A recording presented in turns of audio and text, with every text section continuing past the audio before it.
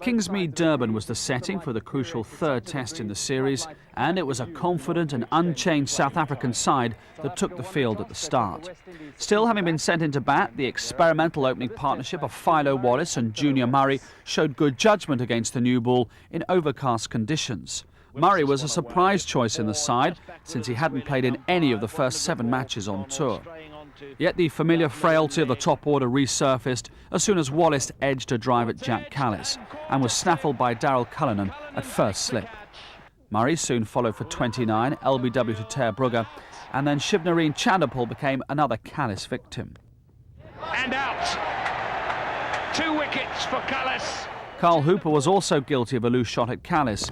Oh, he's edged it and caught! And it was left to Brian Lara once again to salvage something from the innings. He's got that away very fine for 4 runs. Beautifully glanced. It's pulled away by Lara with a lot of power. He certainly looked capable of making his mark on the game, with 8 fours and a 6 in compiling his first 50 of the series. But in trying to repeat his pull off Ter Brugge, Lara miscued to mid-on, where Hansie Cronje took the catch. Pulled it away, but it's in the air. There's the loose stroke. Cronje under it. New cap Darren Ganga lasted 94 balls for 28, but his dismissal to Sean Pollock sparked another collapse, this time to the unlikely figure of Cronje. Cronje saw his first ball pulled for 6 by wicketkeeper Ridley Jacobs, but the South African captain then claimed 3 wickets for 13 in 4 overs, ending the innings with Jacobs' wicket from an inside edge. Straight to Daryl Cullinan.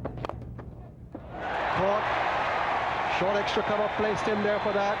Cronje continues from the Umgani end, his 5th over, and he ends it.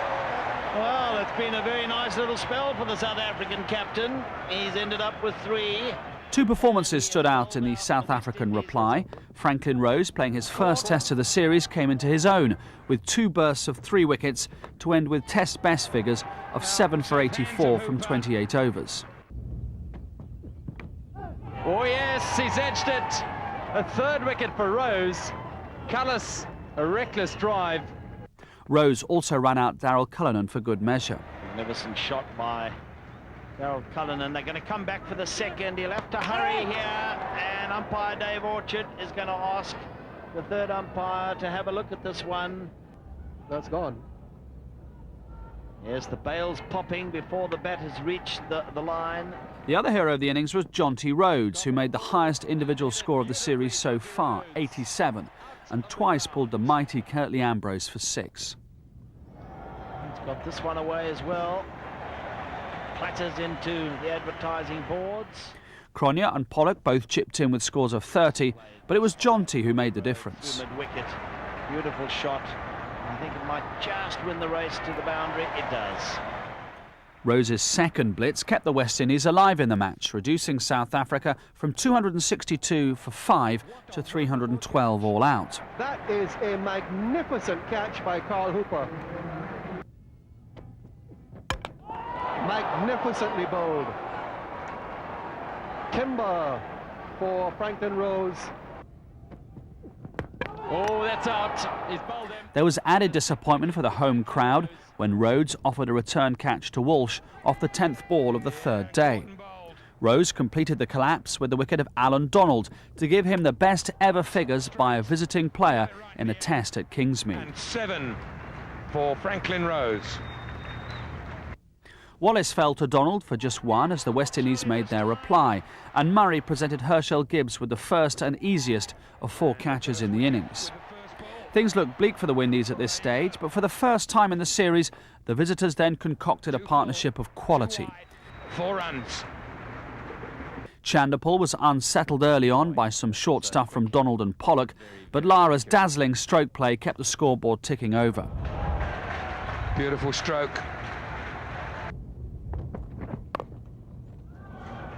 It's a good shot off the back foot this time through the covers. It wasn't long before both men were in full flow, and the first innings arrears were quickly wiped off. Here's that cover drive again, but this time it's not from Brian Lara, it's from Chanderpaul. Timed again, past mid-off.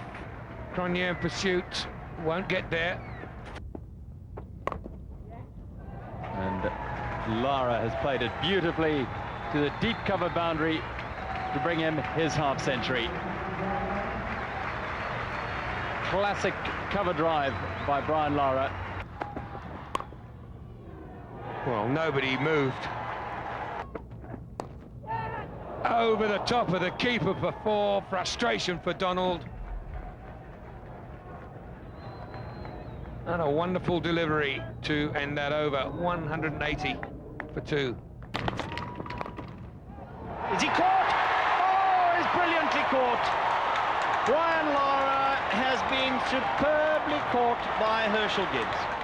Gibbs' incredible catch turned the match on its head, and from that moment on, there was only one side in it. To this point, only 4 wickets had fallen to the big 4 of Donald, Pollock, Ambrose and Walsh, but Lara's dismissal seemed to spur on the South African pair.